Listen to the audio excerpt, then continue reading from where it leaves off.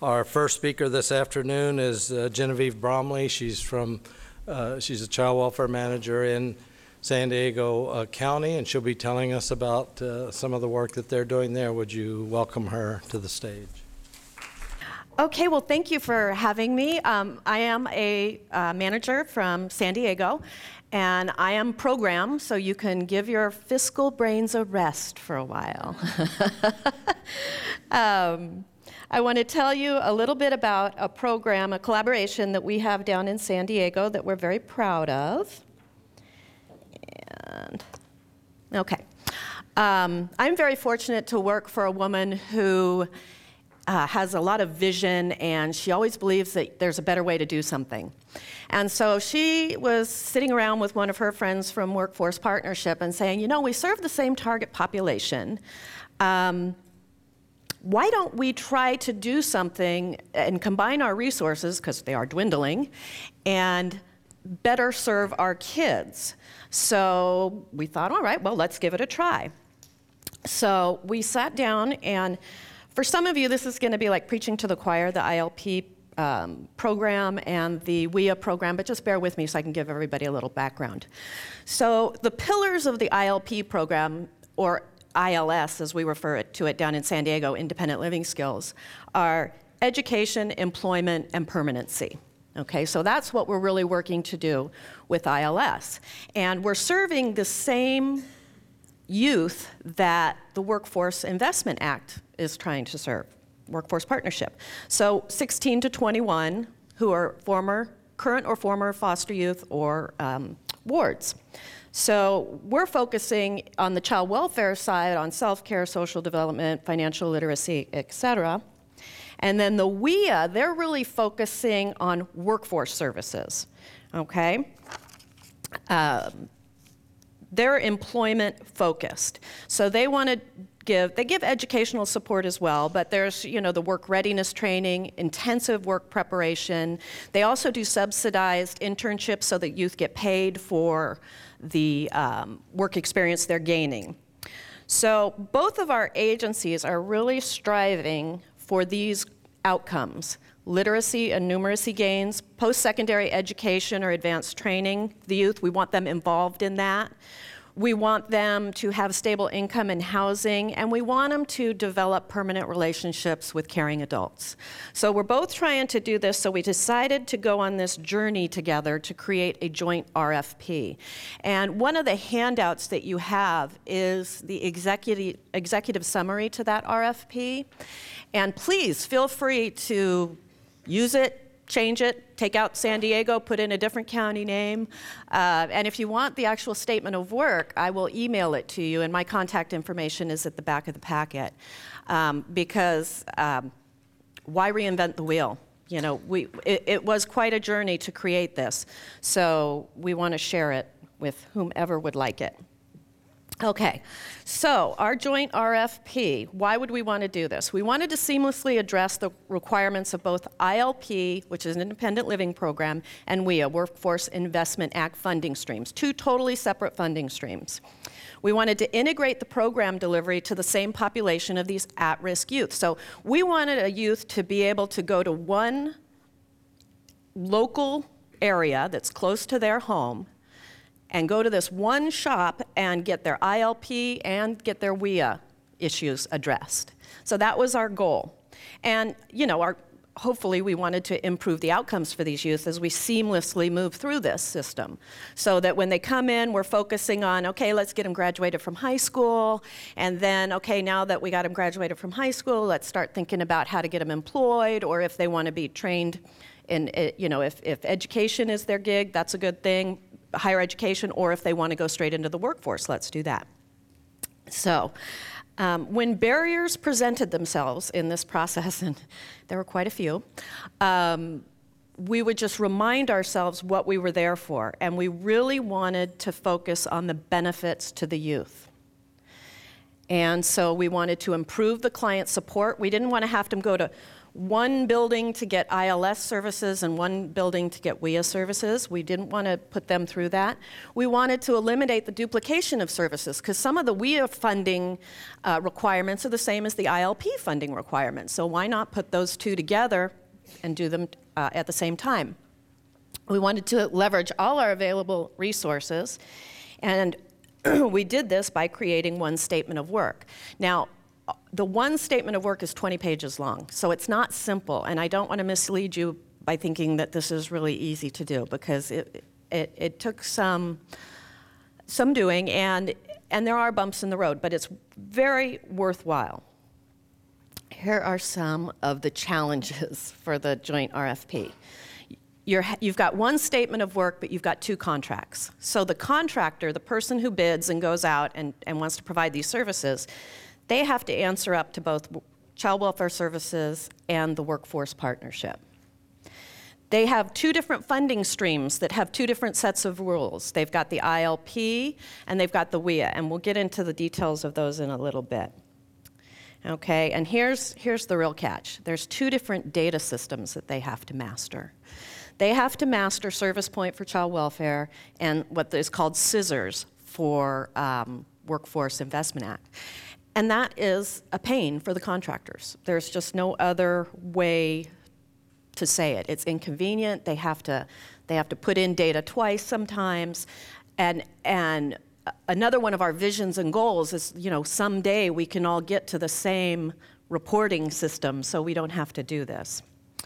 Okay, and it's better for the kids, so we always try to sell that. The kids are the ones that we're here for. It might be a little more work for us adults, but we want to go this route.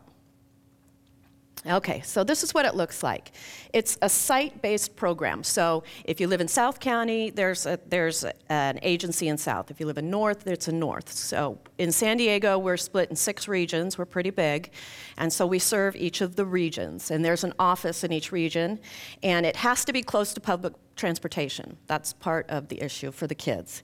And it needs to be youth-friendly. I don't know if you've ever been to adult one-stops, but kids go in there and they get overwhelmed and they don't know what to do. So we require that they make it youth-friendly. And then we have a 2-tiered service delivery system. So tier 1 is where we give them the ILS, and this is mainly ILP funding. And this is, their soft skills, if you will. We're teaching them, how to cook and how to plan a budget and how to look for an apartment and how to decide if they want to go to school or if they want it to be employed full-time. Then the second tier is really the ILP WIA tier is really focusing on job readiness training. And that's what it looks like. Is there any questions so far on that? On the back of the executive summary, you'll see a flow chart that if you're a visual person, I'm a really visual person, it'll kind of show you how kids flow through the system. Okay, so first we have to go out there and we have to identify the youth. And in Child Welfare Services, we're pretty good at that because we have a captive audience. They're in our foster care system or in our probation system. Now, the art of this is engaging the youth, because although it's mandated for counties to provide ILP services, you have to do that. It's voluntary for the kids. And I don't know how many of you have teenagers, but they don't generally volunteer to have adults in their lives telling them what to do if they don't have to. So you really have to work and engage them. Some kids won't be engaged. You just can't. And generally when we see those kids, it's after they've left the system, crisis number 1 happens, and then they come back because they know we can help them. So that's fine too. The door's always open until they're 21. So then they have an orientation, and we let them know what we can offer them, the services, how this is going to help them to be independent once jurisdiction is terminated. Okay, so we're working real hard to engage them prior to 18. Then they get one case manager assigned, and this is really what I like best about the whole thing. They start in ILS, and they have the same case manager all the way until they're 21, assuming the person remains employed there. But they don't have to, okay, I'm done with the ILP, and now I'm going to WIA, so I get a different case manager, and yet another adult telling me what to do has come into my life. So I really like that one case manager. So Tier 1, ILP funding is paying for most of this. This is where they do their life skills training, supportive services, education, job search, career, college prep. That's what we're looking to offer them. And by the time, they're getting closer to emancipating from the system, they might have an idea whether they want to go the education route or the employment route.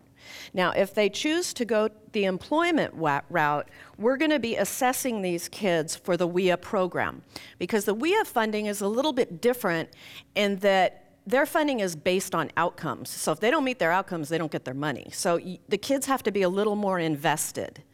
And so we look for those kids that are showing signs of that. We refer them to the WIA program and then enroll them if they're willing to make that commitment. The youth signs a commitment, and then we do a bunch of assessments to see where we should start and what we want to focus on. So Tier 2, you're looking at still supportive services, but job readiness 1 and 2, subsidized work-based learning, so they're getting their needs met in that they're being paid. And then there's also career, college prep, and then intensive job placement. So that's what we're doing on Tier 2. So we're going to shift gears now from talking about program to money. But I'm a program person, so this is really basic. Okay.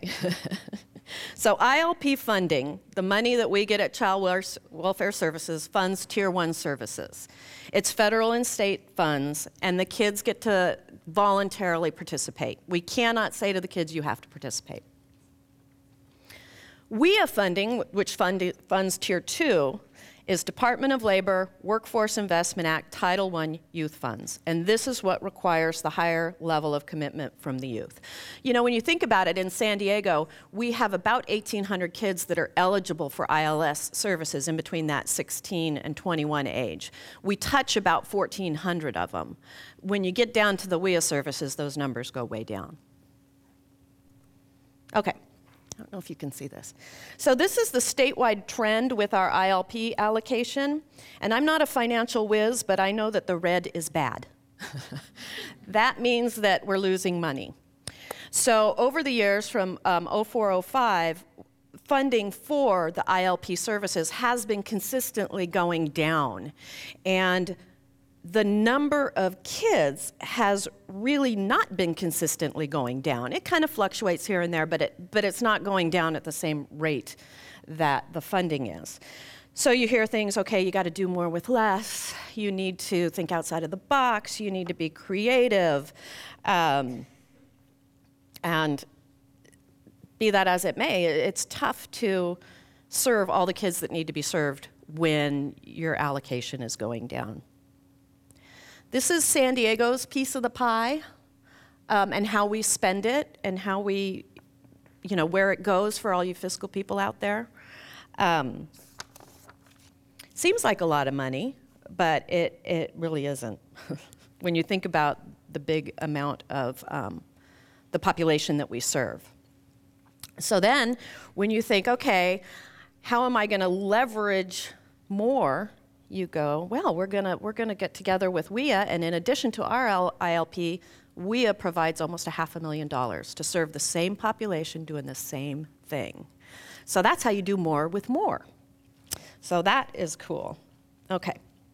So in leveraging this funding, we're linking the funding to the outcomes as best we can, and we started this whole process a couple years ago, so we're just into the first year of our contract. Okay, and this is what we are hoping for, that we're going to improve these outcomes. High school grad rates will go up, full-time education and employment will go up, or full-time productivity. We're fine with that. That's how we define that, is as long as you can go to school part-time and work part-time, as long as you're productive. So that's 32 hours a week, okay? Stable income and stable housing are also very important in there. Okay, so when you look at our statement of work, if you'd like that, and I will email it to you, you'll see that these are the objectives that the contractors have to meet. 75% of the youth will graduate from high school or equivalent, so that could be a GED or a certificate. 20% maintain employment for 3 consecutive months before high school completion. And that doesn't seem like much, but this is a very transient population. They move around a lot, they change placements, they go to work and they get angry with someone and they say something maybe they shouldn't say and they lose their job. So that's really a lot tougher than it appears. And then 100% of our youth need to be enrolled as members at the regional one-stop career centers. And these are the ones where we're saying these need to be youth-friendly. Okay. Okay. And more on the WIA side of things, they need to achieve literacy and numeracy skills, the kids do, the kids need to achieve literacy and numeracy skills gains to reach employment goals. And they have to show that in their outcomes to continue to get their funding, which is again why we need to have the bigger commitment from the youth for this level, the Tier 2. Okay, they will receive recognized occupational skill certificates. So if college isn't their thing but they want to be an EMT, that's fine. You know, we can help them on that road. And then placement in employment, post-secondary education, or advanced training, including apprenticeships. So in a nutshell, that's what we do down in San Diego with ILP and WIA. Do I have any questions or comments? Yeah.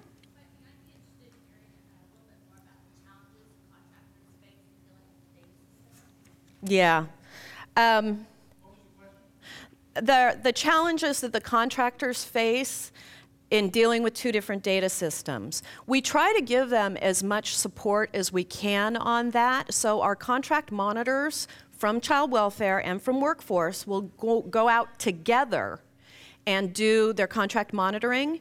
And so when there's questions about the service point or there's questions about scissors, they're there to address them and show them as best they can how they kind of parallel each other. So the support is really the key there. And you know, they don't get it right away, and that's okay. It's complicated. So we send our monitors out more often to help them with that, offer them trainings. And there's workload high turnover of workers. So you have to go out and retrain the workers as well. In a perfect world, we would both have the same system, and you know, if I were queen, we would go efforts to outcomes, but that's a whole nother story. So, yes? What are your differences between job readiness 1 and 2? In the detail, the first is more the soft skills, how to dress, how to do a resume, how to show up on time, writing thank you notes. The second is more detail-oriented. You know, you need to, if you're going to work at NASCO, you have to go through this training program, and we're going to set you through step 1, 2, 3, 4. So it's much more focused. And focus to what they want, and if they know, and if they don't know, that's where the assessments come in handy, because then we can help guide them, and they can try different things. It's not you choose now and you never get to change your mind. So, yes. I'm just curious if you guys ended up having more than one agency win the contract, since there are 6 different sites, or did you end up with one agency that won it all? But I imagine they both, like, they have pluses and minuses. Yes, there are. And you know, when we went through the RFP process, lots of people bid on it, you know, lots of different contractors, and we did it jointly. So, you know, I'm child welfare side of the house, so I'm looking out for my side, and, you know, workforce is looking out for their side. And what ended up happening is we have 2 contractors, and it just so happened that one of them had a lot of ILP experience, and one had WIA experience and no ILP. So we got a balance. So the one contractor, Access, serves Central and North Central regions, and our other contractor serves all the other regions in San Diego. So it really worked out. I mean, you couldn't have planned it that way. So that was very good. Do you have any sense of what your outcomes have been since you implemented this joint project? You know, we are in our first year, and so I don't have hard numbers that I can give you. However, I will tell you that neither of our contracts are on the contracts alert report, the CAR, which means they aren't meeting their objectives, which is a good thing. You know, because we look at that quarterly to see, okay, are people spending their money the correct way? And, you know, we go out monthly and monitor. And so far, so good. You know, nobody's fallen flat, so.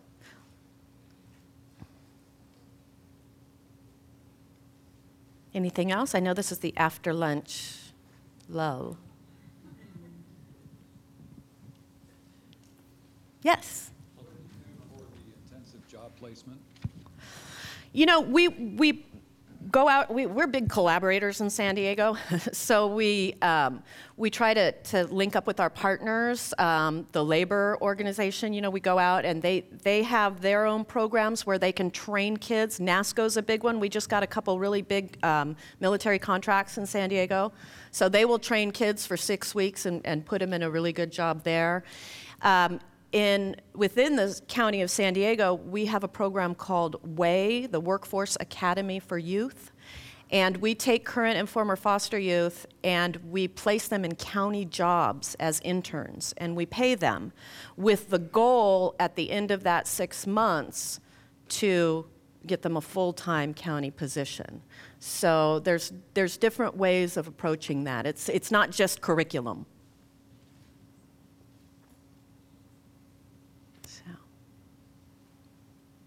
Yes.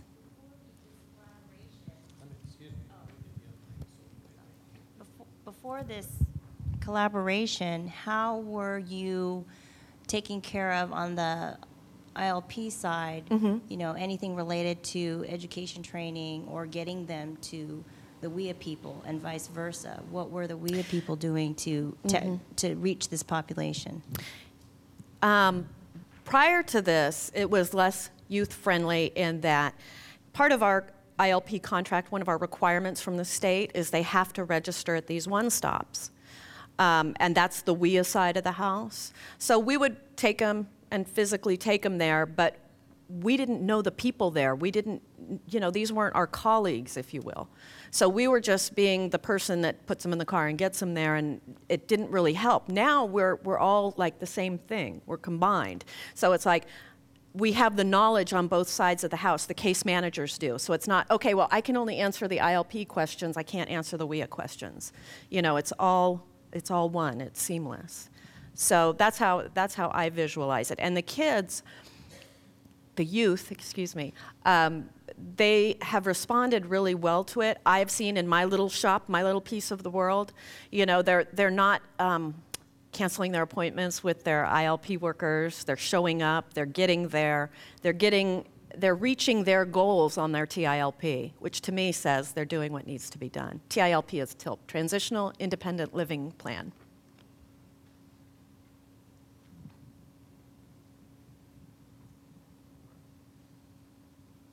They all San Diego youth, you have any other county youth? And yeah, we serve out-of-county youth. Absolutely. Yeah, as long as they're ILP eligible, doesn't matter. And you know, we're very fortunate because in-house we have, you know, ILP is one of the programs I manage. We have the THP Plus program, which is a housing program, which is excellent. We have another collaboration with Volvo, Cars of America, where we help kids get their driver's license. We send them through driver's ed and driver training. So it's really comprehensive. It's just not that one thing. Okay, thank you so much for your time. Oh, and here's the information.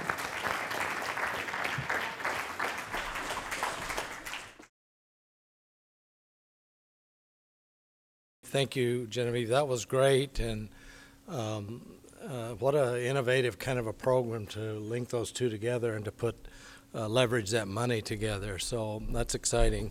Our next speaker is from CDSS in the Outcomes and Accountability Bureau. So would you welcome Linda Hockman? Well, thank you very much for inviting me today, Larry, and your planning team. I'm really glad to have the opportunity to talk a little bit about our Child and Family Services Review Program Improvement Plan. I'm going to step through just a little bit of background to put some context around how we arrived at the work we're going to be doing over the next couple of years. So let's see. Okay. Are most of you familiar with what the Child and Family Services Reviews are? For those of you that are not, this happens to be a process that is implemented by our federal partners. It's cyclical. We've gone through round 1. I'll talk a little bit about that in a minute, and are currently in the process of round 2. The intent of these reviews is to improve child welfare outcomes across the nation. All states go through this process. And it's not just to point out things that aren't going well or things we're not passing, but also to identify our strengths area and places that we can build on as we work through our improvements. In 2002, we had our first CFSR process, and one of the major accomplishments through that particular round 1 had to do with our AB 636 outcomes and accountability system being put into place, and it ties in greatly with the discussion that Fred had with us this morning about our outcome areas.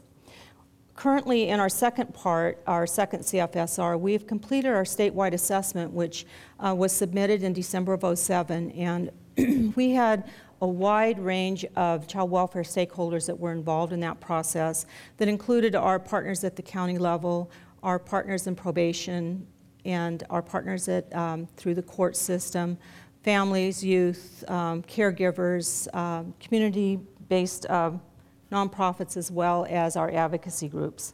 I'm sure there are some folks along the line there that I missed, but we had a lot of folks that were involved in helping us with our statewide assessment. Following that process, we had our on-site reviews, which is where federal partners construct teams that are made up of national peers as well as folks from California to review 65 cases, and the counties that participated in that were Fresno, Los Angeles, and Santa Clara. We always have to have Los Angeles involved in it as they're our largest metropolitan area.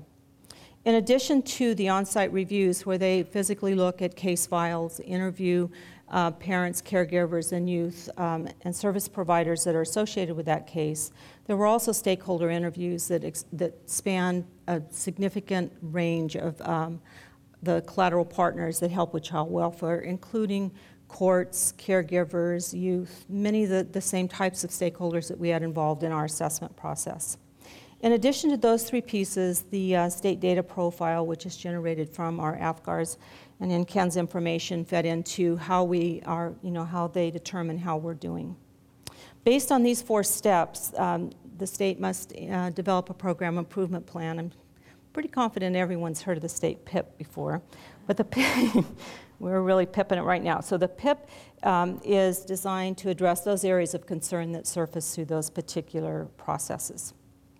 So the findings, and at the end of this slide presentation, there will be a link to our website where the final report, our statewide assessment, and our draft PIP is posted. If you are interested in more detail, then I'll be able to provide you today. The link is available, and I invite you to go take a look at it if you have the time and interest in some additional detail. We did not pass, if you will, on our safety, permanency, and well-being outcomes. That doesn't mean that we haven't had improvements in these areas since our first PIP. It does mean, though, that the feds have raised the bar, and so what it takes to achieve conformity in those areas has increased since the first go-around. I do want to keep in mind, though, and remind everyone that we've worked very hard in California to make dramatic improvements, and the intent of the feds raising the bar is that it's a continuous quality improvement process, and each time we are to strive a little bit harder and reach a little bit higher. And the systemic factors that support our outcome areas, and I'll talk just a little bit about those in a minute, we did achieve conformity in 3 of the 7 areas, which is 1 more than we did during the first go-around. Here are the outcome areas that we are measuring during this on-site assessment, as well as in our statewide assessment process, and the areas that we will be addressing during our PIP. The detailed information about these outcomes can be found in that final report that I mentioned earlier.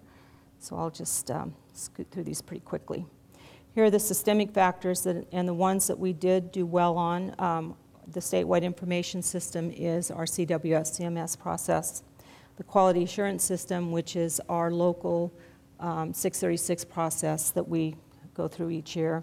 And our agency responsiveness to community is our ability to engage stakeholders, not just in this process, but throughout our ongoing work in child welfare. Okay, the action plan for this program improvement plan is a little bit different than our first one.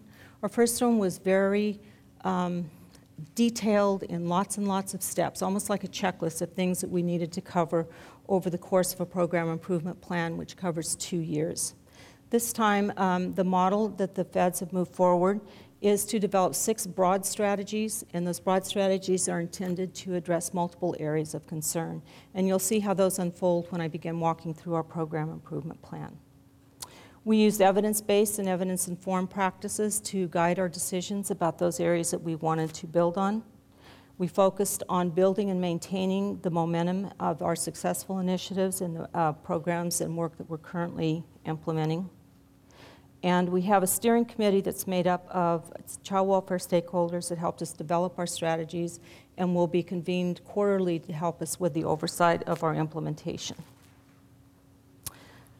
So the strategies that I'm getting ready to walk through with you are certainly in the PowerPoint that you have. If you want to look at the snapshot, there's a one-pager that has like little bubbles on it that has the same information that I'll walk through here. It's just more of a shorthand piece to help you visually see how they're linked together. The status of these strategies are we have submitted one draft of our program improvement plan. We've received feedback from our Region 9 partners and have submitted a second draft. It's now being reviewed by central office at Children's Bureau, and we anticipate that it will be finalized by the 1st of July. So I'll walk through these. If you have questions, I think it would be easier to take them as we go through each one of these strategies. So Larry, you would be able to help with that if someone has a question? Okay, great, thanks. So our first one is to build upon the use of participatory case planning strategies. It's built on the premise that engaging families in case planning and decision making will help us move toward a better implementation of their case plan. The first step is to update the curricula for social workers and supervisors and to develop some advanced training. And included in that participatory practices piece will be engaging fathers. We learned during our on-site, and I doubt that this is any new information to those of you from counties, that there is, we're not doing as good a job statewide of engaging dads and identifying paternal family members that might be able to assist with the family needs. And so we'll be taking a look at how we can do a better job of that along the way and implementing some identified practices. Much like Genevieve's discussion around county partners working across individual pieces of county departments, we're looking at how we can build family engagement practices into the Linkages project. Are any counties here that have linkages? I think. All right. So for those of you who have the program in the county and those in this particular project understand how working across both child welfare and our CalWorks project brings to bear more thorough case planning and less duplication or less demands on the family when it's more comprehensive, and it also helps open doors for resources that may not have been there. We're also looking at expanding the permanency protocols that were piloted during the 11 pilot project that came out of our last go-around, and those protocols are largely about engaging youth and families in the decision-making and case planning process. Our county partners asked that during our PIP that we take some time to take a look at what the fiscal implications are for participatory case planning. We believe it's a good, strong practice and that there's good information that supports that this is an appropriate strategy. But what we don't have as much information on is how it really translates into, does it make sense financially to really promote this process? So we'll be putting together a work group with our county partners to take a look at the cost benefits of this particular practice. And then the last piece of this part is to enhance the training and technical assistance for courts on tribal engagement in ways that we can be more thorough in engaging our tribal partners at the local level.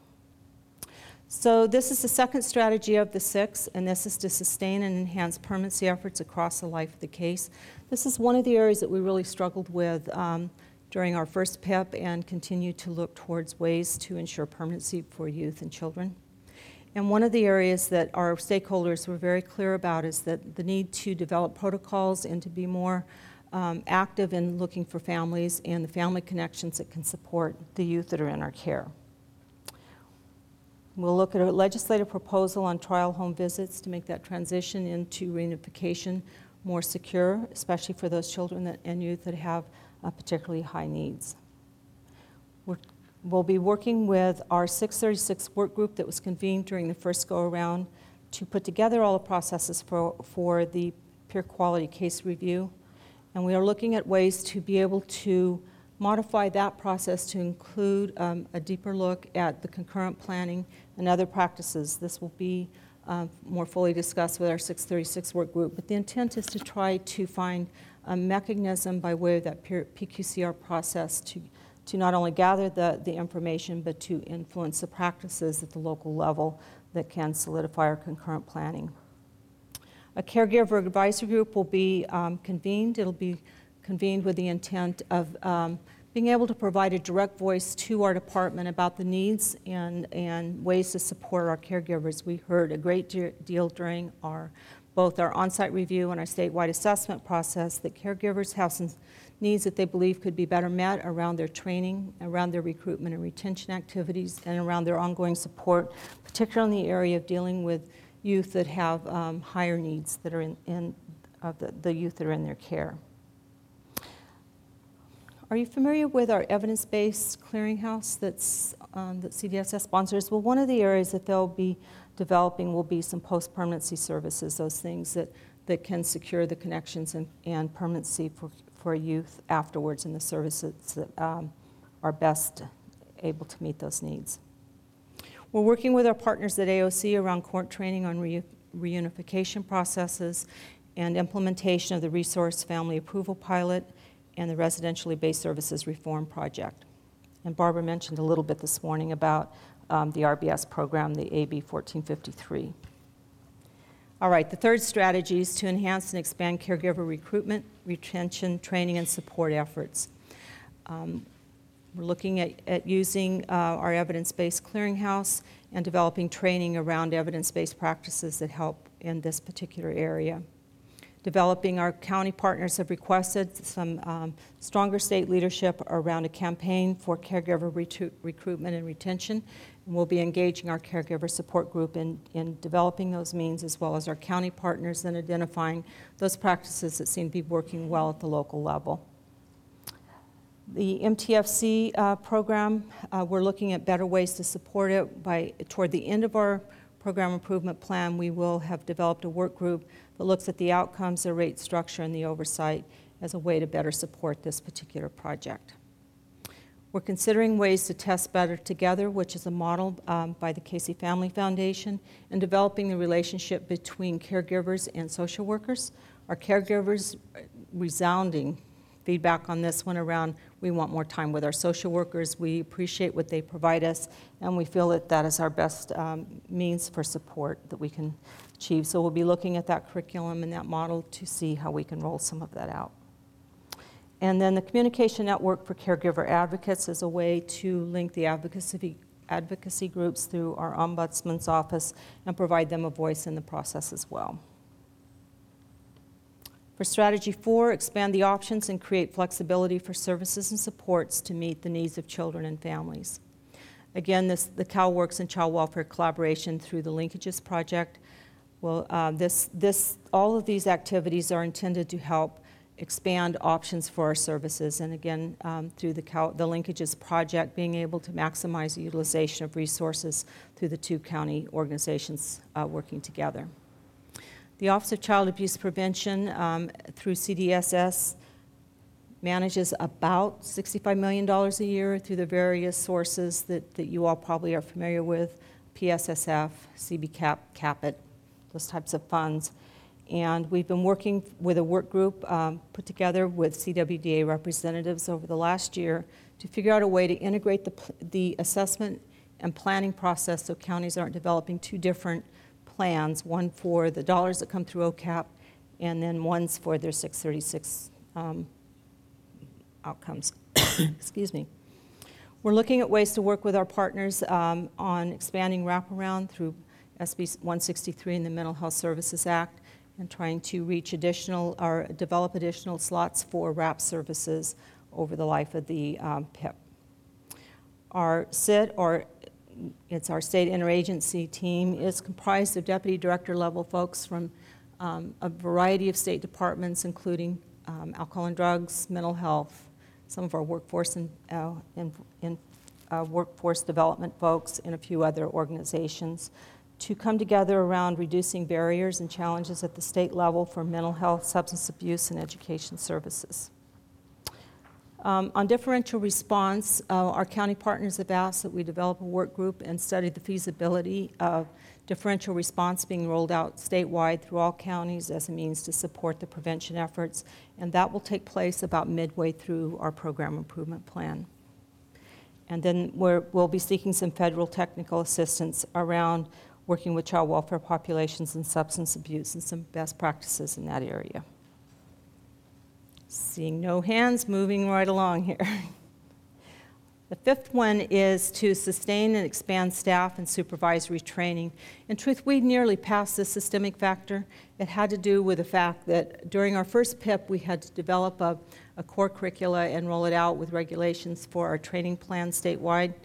And at the time they did our on-site review, the regs weren't in place. Now they are, but we still have some things that we're working on. One has to do with probation training and developing some additional curricula on child welfare for our placement officers. We've implemented our training regulations, so the good news is the first quarterly report, I get to take this one off the list. Concurrent planning training, which will be incorporated into our core curricula and supervisor training, and then distant learning for courts, probation, child welfare staff, particularly in the areas of domestic violence and mental health. And our last one is really strengthening the implementation of our statewide assessment, a safety assessment system. This is either SDM or CAT, depending on which county you're from, and it's to strengthen the implementation, particularly of the assessments around safety risks, strengths, and needs, and also to make sure that we're continuing to improve on our timeliness to investigation for both immediate and for 10-day. Okay, so where we are. We submitted our PIP in September 2008 and a second draft that just was submitted in April 2009. We're hoping for implementation July 1. It seems like it's taken forever. We all know that at the county level as well as the state level, we feel the crunch, if not a sufficient level of staff, and that our federal partners have the same challenge. So as things are submitted to them, it does take significantly longer than either they're comfortable with or we would like to see happen, and we're just hopeful that we can get this wrapped up and get started on it. So the website that I have on the bottom here will provide you with a link to our statewide assessment, the full report, a draft of our first PIP, a draft of our second PIP, and the final report that the feds issued following our on-site review. So that's PIP in a nutshell. Any questions? You mentioned a statewide rollout of differential response. Do you know how the funding is going to come through to back that up? You know, that's part of what the feasibility study is. Our county partners have asked for us to take a look at the model fidelity piece and what would constitute the model. For counties that participated in the breakthrough series, some counties implemented different pieces of it. So the first step is to take a look at what the model would be, and then the second, what it would cost and the feasibility of moving that forward. That action plan was developed in full recognition of the economic situation right now, but it was also developed with the intent that times won't be bad forever, and if we move now to have a game plan in place and we have some cost-benefit understanding and the feasibility of the cost of it, we would be well positioned for down the road. So. But do you see that coming through the prevention funding somewhere, maybe through the OCAP funds, or do you see it coming through the child welfare allocations? I really don't. I don't know. I can't say that off the top of my head. I know that the OCAP funds currently support some of those activities, as in some counties the CWS OIP funds support differential response. So I think it's likely to be a combination of funds.